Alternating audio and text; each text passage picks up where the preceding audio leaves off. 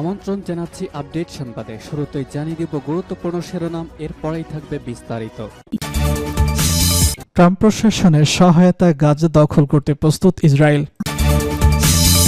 গাজায় যুদ্ধাপরাধের অভিযোগে বাইডেনের বিরুদ্ধে তদন্তের আহ্বান।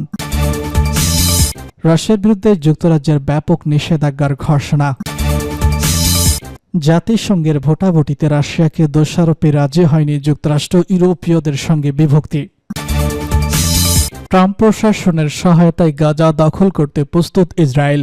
ইসরায়েলের অর্থমন্ত্রী বেজালেস স্মোট্রিচ বলেছেন, নতুন সেনাপ্রধান আয়াল জাবিলির নেতৃত্বে এবং যুক্তরাষ্ট্রের প্রেসিডেন্ট ডোনাল্ড ট্রাম্পের প্রশাসনের সমর্থনে ইসরায়েলি সামরিক বাহিনী গাজা উপত্যকা দখলের জন্য প্রস্তুত। তুরস্কের রাষ্ট্রীয় গণমাধ্যম অ্যানাদোলো এজেন্সি তাদের এক প্রতিবেদনে খবর জানিয়েছে। খবরে বলা হয়, গতকাল সোমবার ইসরায়েলের কনসেনেটের এক বৈঠকে তিনি এসব মন্তব্য করেন। স্মোট্রিচ বলেছে, লেবাননের হিজবুল্লাহ গ্রুপ এখন কয়েক দশকের মধ্যে তার সর্বনিম্ন অবস্থানে রয়েছে। এটি লিবানন সরকার থেকে বিচ্ছিন্ন হয়েছে, সিরিয়া স্থল সড়ক সরবরাহ পথ থেকে বিচ্ছিন্ন করা হয়েছে এবং তাদের নেতৃত্ব ক্ষতিগ্রস্ত করা হয়েছে। গাজার পশ্চিম তীর এবং উত্তর গাজায় জাবালিয়ার মতো পরিস্থিতিতে নিরূপিত করার হুমকি দিয়ে স্মোট্রিচ বলেছেন, যেখানে ইসরায়েলি বাহিনী জাতিগত নির্মূল অভিযান চালিয়েছে। গর্ব করে বলেছেন, পশ্চিম তীরের শরণার্থী শিবির থেকে হাজার হাজার ফিলিস্তিনি বাসিন্দাকে জোরপূর্বক অপহরণ করা হয়েছে এবং সেই স্থানগুলো ধ্বংস করা হয়েছে। তিনি আরো বলেছেন, আমরা যখন যুদ্ধ শুরু করার সিদ্ধান্ত নেব তখন তাদের অভ্যন্তরে একত্রিত শক্তি এবং নিষ্ঠুর আঘাত করার আরো ক্ষতিগ্রস্ত করবে। স্মোট্রিচ হামাসকে কড়া প্রতিরোধের হুঁশিয়ারি দিয়ে বলেছেন, তাদের এক বিন্দু নিঃশেষ থাকবে না। তিনি আরো বলেছেন, তার দেশের সামরিক বাহিনী পশ্চিম তীরের হামাস সন্ত্রাসীদের বিরুদ্ধে ট্যাঙ্ক এবং সাঁজোয়া যান ব্যবহার করছে। গত মাসে গাজায় এক যুদ্ধবিরতি এবং বন্দি বিনিময় চুক্তি কার্যকর হয়। এর আগে ইসরায়েলের ধ্বংসাত্মক যুদ্ধে প্রায় 48,350 জন ফিলিস্তিনি নিহত হয়েছেন, এর মধ্যে বেশিরভাগ নারী ও শিশু। আন্তর্জাতিক অপরাধ আদালত নভেম্বরে ইসরায়েলের প্রধানমন্ত্রী বেনিয়ামিন নেতানিয়াহু এবং তার সাবেক প্রতিরক্ষা মন্ত্রী ইয়োভ গ্যালেন্টের বিরুদ্ধে যুদ্ধ অপরাধ এবং মানবতা বিরোধী অপরাধের জন্য গ্রেফতারি পরোয়ানা জারি করেছে। গাজায় যুদ্ধ অপরাধের অভিযোগে বাইডেনের বিরুদ্ধে তদন্তের আহ্বান। গাজায় যুদ্ধ অপরাধ এবং মানবতা বিরোধী অপরাধে জড়িত থাকার অভিযোগে সাবেক রাষ্ট্রপতি জো বাইডেন এবং তার সরকারের পররাষ্ট্রমন্ত্রী অ্যান্টনি ব্লিংকেন এবং প্রতিরক্ষামন্ত্রী লয়েড অস্টিনের বিরুদ্ধে তদন্তের জন্য আন্তর্জাতিক অপরাধ আদালতের কাছে আবেদন জানানো হয়েছে। গত 19 জানুয়ারি আইসিসির প্রসিকিউটর করিম খানের কাছে 172 পৃষ্ঠার একটি চিঠি জমা দিয়েছে মার্কিন নাগরিক সমাজ সংস্থা ডেমোক্রেটিক্স ফর দ্য ওয়ার্ল্ড ইউ। আইসিসি নিবন্ধিত আইনজীবী এবং অন্যান্য যুদ্ধ অপরাধ বিশ্লেষকদের সহায়তায় প্রস্তুত করা এই চিঠিতে গাজা ইসরায়েলি অপরাধকে সহজতর করার জন্য সামরিক, রাজনৈতিক এবং জনসাধারণের সমর্থন প্রদানের জন্য এই কর্মকর্তাদের ইচ্ছাকৃত এবং উদ্দেশ্যমূলক সিদ্ধান্তের একটি নমুনা প্রদর্শিতভাবে বর্ণনা করা হয়েছে। এতে বলা হয়েছে, কমপক্ষে $17.9 বিলিয়ন অস্ত্র স্থানান্তর, গোয়েন্দা তথ্য ভাগাভাগি, লক্ষ্যবস্তু সহায়তা, কূটনৈতিক সুরক্ষা এবং ইসরায়েলের অপরাধের আনুষ্ঠানিক অনুমোদন অন্তর্ভুক্ত রয়েছে। ডনের বোর্ড সদস্য এবং প্রবীণ যুদ্ধ অপরাধ আইনজীবী রেড রিড বলেছেন, ইসরায়েলি অপরাধে জড়িত থাকার জন্য জো বাইডেন, অ্যান্টনি ব্লিংকেন এবং লয়েড অস্টিনের বিরুদ্ধে তদন্তের জোরালো ভিত্তি রয়েছে। তিনি বলেছেন, ফিলিস্তিনি হাসপাতাল, স্কুল এবং ঘরবাড়িতে মার্কিন বোমা নিক্ষেপ, হত্যা এবং নিপীড়নের অভিযান আমেরিকান সহায়তায় পরিচালিত হয়েছে। ইসরায়েল ঠিক কি করেছে তা সম্পর্কে মার্কিন কর্মকর্তারা অবগত ছিলেন, তবুও তাদের সমর্থন কখনো থামেনি।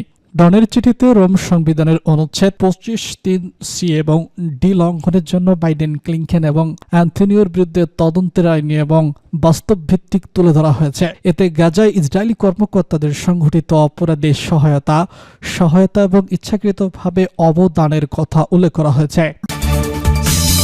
রাশিয়ার বিরুদ্ধে যুক্তরাজ্যের ব্যাপক নিষেধাজ্ঞা ঘোষণা। শতাধিক ব্যক্তির প্রতিষ্ঠানের উপর নিষেধাজ্ঞা আরোপ করেছে যুক্তরাজ্য। ইউক্রেনে রাশিয়ার হামলার দ্বিতীয় বছরে গতকাল সোমবার দেশটি এই নিষেধাজ্ঞা আরোপ করা হয়েছে। তালিকায় রাশিয়া ছাড়াও একাধিক দেশের প্রতিষ্ঠান রয়েছে। ব্রিটিশ বার্তা সংস্থা রয়টার্স তাদের এক প্রতিবেদনে খবর জানিয়েছে।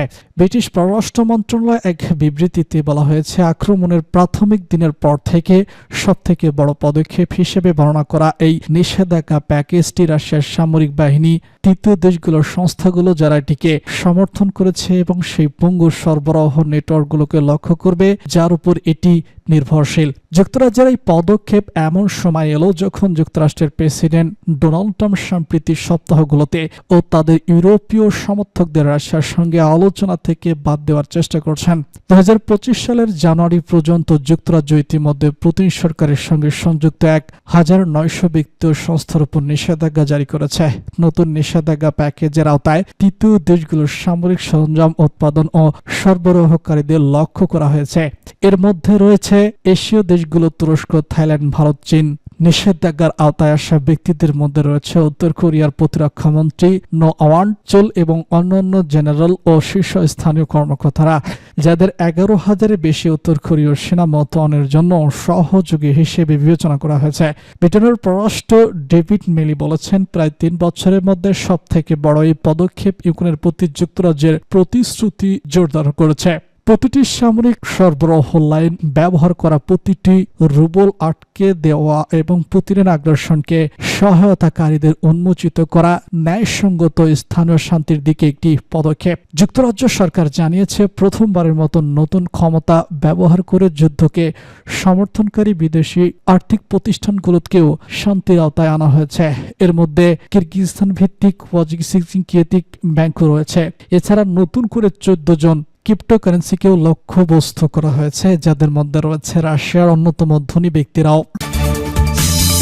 জাতিসংঘের ভোটাভুটিতে রাশিয়াকে দোষারোপে রাজি হয়নি যুক্তরাষ্ট্র, ইউরোপীয় ইউনিয়নের সঙ্গে বিভক্তি। মার্কিন প্রেসিডেন্ট হিসেবে ডোনাল্ড ট্রাম্প দায়িত্ব নেওয়ার পর ইউরোপীয় দেশগুলোর সঙ্গে যুক্তরাষ্ট্রের সম্পর্কে নাটকীয় রকমের পরিবর্তন এসেছে। এর অংশ হিসেবে গতকাল ইউক্রেন যুদ্ধ বন্ধে জাতিসংঘ উত্থাপিত 3টি প্রস্তাব নিয়ে ভোটাভুটিতে ইউরোপীয় মিত্রদের সঙ্গে যুক্তরাষ্ট্রের বিভক্তি দেখা গেছে। ইউক্রেনের যুদ্ধ শুরুর জন্য রাশিয়াকে দায়ী করতে রাজি হয়নি যুক্তরাষ্ট্র, আর এ নিয়েই ইউরোপীয় মিত্রদের সঙ্গে তাদের বিভক্তি তৈরি হয়েছে। ইউক্রেন যুদ্ধ বন্ধে রাশিয়ার সঙ্গে সরাসরি আলোচনা শুরু করতে ট্রাম্প সিদ্ধান্ত নেওয়ার পর এমন বিভাজন বাড়ছে। গত সপ্তাহে প্রাথমিক আলোচনা থেকে বাধা রাখায় ইউক্রেন ও তার ইউরোপীয় মিত্ররা হতাশ হয়েছে। গতকাল জাতিসংঘের সাধারণ পরিষদে ইউরোপ সমর্থিত ইউক্রেনীয় প্রস্তাবের বিপক্ষে ভোট দিয়েছে যুক্তরাষ্ট্র। ইউক্রেনে মস্কোর আগ্রাসন বন্ধ এবং অবিলম্বে রুশ সেনাদের প্রত্যাহারের দাবিতে এই প্রস্তাব উত্থাপন করা হয়েছিল। প্রস্তাবের বিপক্ষে ভোট দিয়েছে রাশিয়া, যুক্তরাষ্ট্র সে কাতারই যোগ দিয়েছে। এরপর যুক্তরাষ্ট্র আরেকটি প্রস্তাবে ভোট দেওয়া থেকে বিরত থাকে। রাশিয়াকে আগ্রাসী উল্লেখ করে ফ্রান্সের নেতৃত্বে সংশোধনী প্রস্তাবটি আনা হয়েছিল।